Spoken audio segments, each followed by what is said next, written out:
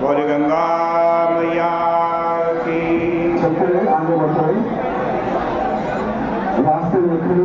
पतित पावनी कलिमल हारिणी मोक्षदायिनी मंगलकारिणी माँ गंगा मैया का ये पवित्रतम तीर्थ हर की पौड़ी ब्रह्मकुंड है। यहाँ से आप निरंतर श्रीमद् भागवत जी की कथा श्रवण कर रहे हैं। श्रीमद् भागवत जी के 10वें स्कंद के 40वें अध्याय पर पहुँचे हैं। यहाँ अक्रूर जी भगवान की स्तुति कर रहे हैं। यमुना जी में डुबकी लगाने के बाद बड़ा अद्भुत दृश्य अक्रूर जी ने देखा। नारायण भगवान के दर्शन देखे, उनके पार्षदों सहित शेषनाग की सैया पर बैठे हैं और अक्रूर जी भगवान की स्तुति करने लगे। अक्रूर जी बोले कि न तो में हम स्वाखिल हेतु तुम कह रहे हैं प्रभु। कोई कहता है कि जगत का कारण परमाणु है और उस परमाणु के भी कारण आप हैं। कोई कहता है कि जगत का कारण प्रकृति है और प्रकृति के हेतु आप हैं। अभिप्राय यह है कि संपूर्ण हेतुओं का पर्यवसान आप में और आप दूर नहीं हैं, आप सबके हृदय में बैठे हैं। आप ही नाभि कमल से ब्रह्मा जी प्रकट हुए। पृथ्वी अग्नि जल आदि ये सब के सब आपके अंग हैं। सर्वे ये हेतवस्ते जगतोंग भूता।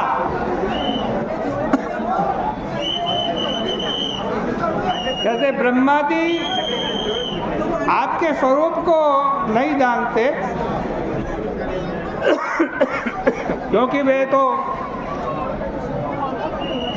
अनात्मा रूप शरीर को, व्यक्तित्व को मैं मान करके बैठ गए। फिर मेरे जैसा अंधा तो आपको क्या जानेगा।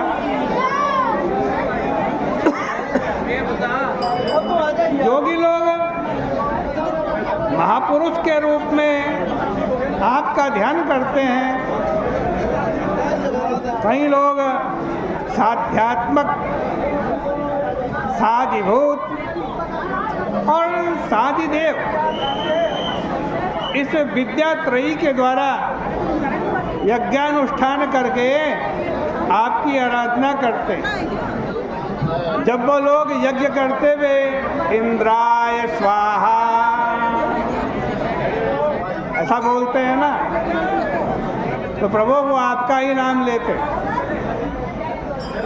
कोई कोई सब कर्मों का संन्यास करके केवल ज्ञान यज्ञ से आपकी आराधना करते हैं।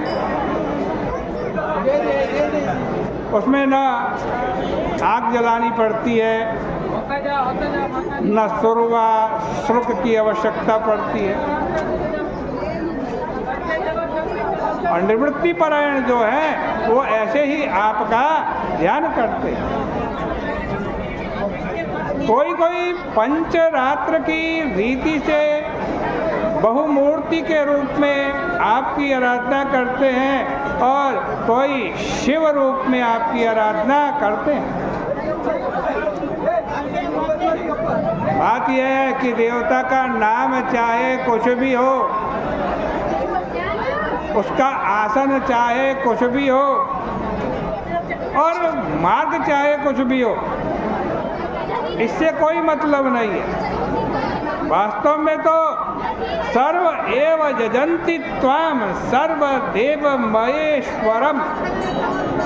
सर्व देवों में आप ही नारायण है, आप ही परमेश्वर है और आप की ही आराधना सब लोग करते हैं। कहते यो अन्य देवता भक्ता,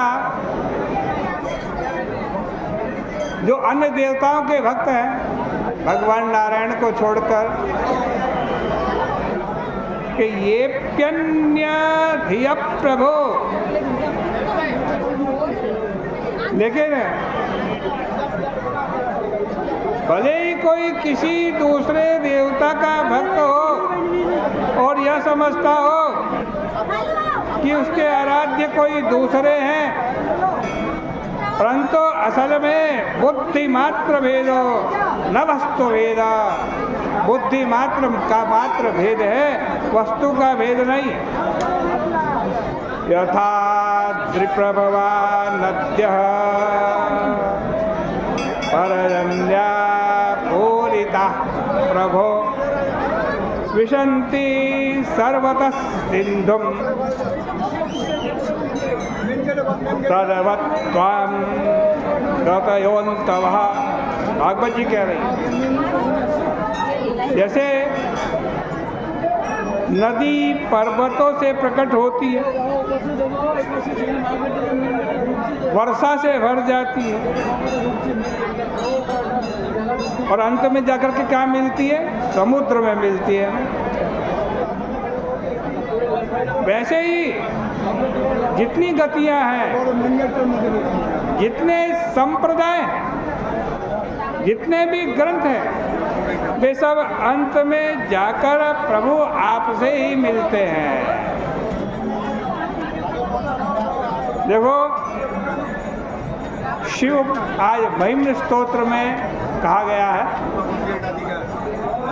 कि ऋजु कुटिल नाना पतदुषाम ऋणामेको गम्य। ये टेढ़े मेढ़े अथवा सीधे रास्ते अनेक हैं, किंतु भगवान बिल्कुल एक है भाई। रास्ते अलग हो, हर की पौड़ी आना है ना, कोई पूरब से आएगा, कोई पश्चिम से आएगा, कोई उत्तर से आएगा, कोई दक्षिण से आएगा, लेकिन आएगा कहाँ? ब्रह्मकुंड पे ही आएगा, हर की पौड़ी पर है। इसी प्रकार से जितने भी संप्रदाय हैं, जितने ही पंथ हैं, जितने भी मार्ग हैं, वो सब मार्ग भले भिन्न भिन्न हो और पहुंचना कहाँ है? वहीं प्रभु नारायण आपकी शरणों में पहुंचना है। अंत में आप ही मिलते हो।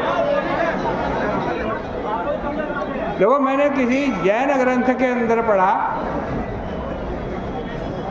कि उदधा इव सर्व सिंधवा स्वमोदीनास्त्वयि नाथ दृष्टयः।